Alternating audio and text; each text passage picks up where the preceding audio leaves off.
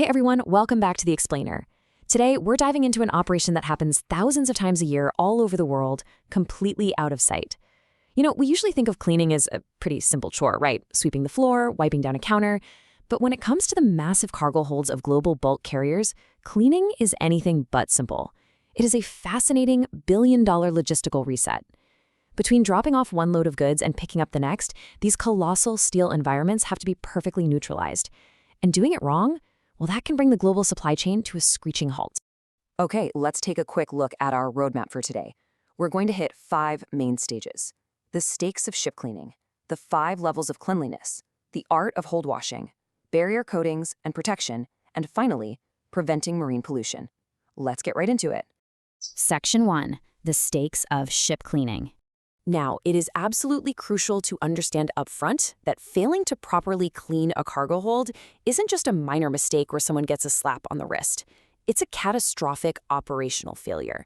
Just look at the sheer cathedral-like scale of this space compared to that single water jet down there. We're talking towering, red-painted steel bulkheads. It really illustrates the monumental physical task the crew faces.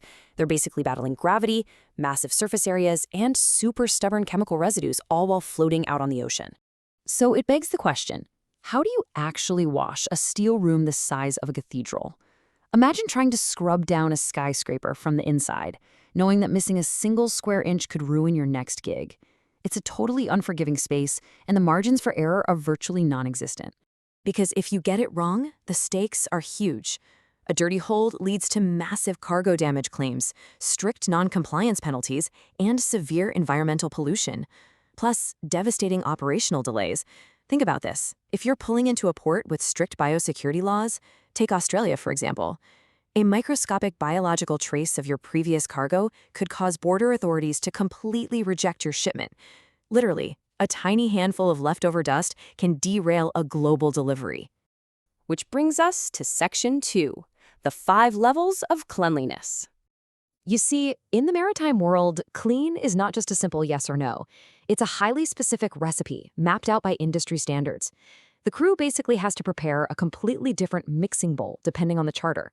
If you're hauling delicate bulk rice, you need hospital-level cleanliness, meaning it's 100% clean, totally dry, with fully intact paint. But if you're just loading coal right after hauling coal, you might do a load on top, which is exactly what it sounds like, loading the same cargo right over the old residue. And this comparison brilliantly illustrates just how wild those charterer demands can be. Look at hospital clean versus shovel clean. Hospital clean requires absolute perfection, fully intact paintwork, and no scale whatsoever. It's actually incredibly rare in general tramp trades because it's so strict. Contrast that with shovel clean, where stevedores just use heavy mechanical grabs and literally leave several tons of the previous cargo, like iron ore, sitting right there in the bottom of the hold. Moving right along to Section 3, the art of hold washing. When a rigorous clean is demanded, there is a very exact chronological procedure, not to mention a lot of chemical science, involved in scrubbing these steel caverns. You always work top-down. You start way up at the hatch covers and coamings, move down the bulkheads, hit the upper and lower hoppers, the tank top surfaces, and finally finish at the cargo hold bilges. Why? Because gravity is pretty much your only friend here. You need gravity to pull all the dirty wash water and residues away without splashing back up and recontaminating the areas you literally just spent hours cleaning. And despite the massive hoses they use, a lot of this requires sheer human effort. The crew still has to physically brush down the vast red-painted steel bulkheads using long brooms. And because of the insane scale and the industrial cleaning chemicals used, this requires strict job-specific risk assessments and some heavy-duty personal protective equipment. Now, here's a crucial point that is just absolutely wild to think about: the chloride threat. Ships literally spend their entire lives floating in salt water, yet a microscopic trace of salt water inside the hold can destroy future cargoes, cause severe corrosion, and instantly ruin an inspection. So ships actually have to carry massive amounts of fresh water, sometimes they even gather it from their air conditioning condensation systems, just to perform a meticulous final rinse to wash away every last drop of seawater. Why go to all that trouble? Because of the silver nitrate test. Port inspectors use this chemical test on the moisture left inside a hold. If it detects chloride, meaning salt, it's a massive red flag. A positive result can lead to serious legal allegations that your ship is leaking seawater, which makes for a total nightmare for the ship owner's legal defense. So, a flawless freshwater rinse isn't just about being tidy, it is an absolute legal necessity. Next up, Section 4, Barrier Coatings and Protection. How do you protect a massive steel box when your job literally forces you to fill it with highly corrosive, nasty materials like sulfur? The answer is a barrier coating. This is essentially a sacrificial temporary layer, like a slip coat or hold block, applied directly over the hulled steelwork before the cargo even goes in. It creates a physical shield. Later on, it is vastly easier for the crew to just wash off the sacrificial coating than it is to scrub out deeply embedded chemical stains that have eaten into the paint. Okay, I absolutely love this detail.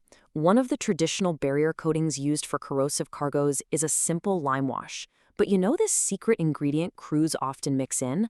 Common granulated sugar. Yeah, adding sugar to the mixture actually chemically assists in easily washing the tough lime off later when the job is done. It's a brilliant, super low-tech chemical hack being used on billion-dollar vessels. Finally, let's look at Section 5, Preventing Marine Pollution. Because, as you might guess, all of that washed-out cargo residue, the barrier coatings, and the chemical runoff, you can't simply pump that out into the open ocean. This whole process is strictly governed by MARPOL Annex 5. Keeping a ship clean on the inside never justifies polluting the marine environment on the outside. For instance, there's absolutely no discharging in the 6 designated special areas. If a cargo is classified as harmful to the marine environment, dumping is outright banned and wash water has to go to specialized port reception facilities. And crucially, meticulous record-keeping is legally required for every single step. And here is a really critical number to remember. 12. 12 nautical miles. That is the absolute minimum distance a ship must be from the nearest land or ice shelf before it is legally allowed to discharge even non-harmful cargo residues into the sea. All right, so the hold is washed, rinsed with fresh water, and legally discharged. What is the final defense? Meticulous, well-lit photographic evidence. A perfectly clean hold is a ship owner's only shield against devastating legal claims. And they really have to be quick about it. Even a slight delay before loading can cause what's known as ship sweat. That's condensation that literally makes old rust plusters weep, which means the crew has to constantly reinspect and touch things up just to maintain that perfect standard. Which leaves us with this final thought. If a multi-million-dollar global voyage, carrying thousands of tons of critical supplies, can be completely derailed by a few microscopic grains of leftover salt or a weeping rust blister, how closely are we paying attention to the invisible details in our own massive systems? It just goes to show that in the high-stakes world of maritime logistics, the biggest operations often hinge entirely on the smallest details. Thanks for joining me on this explainer, and I'll catch you in the next one.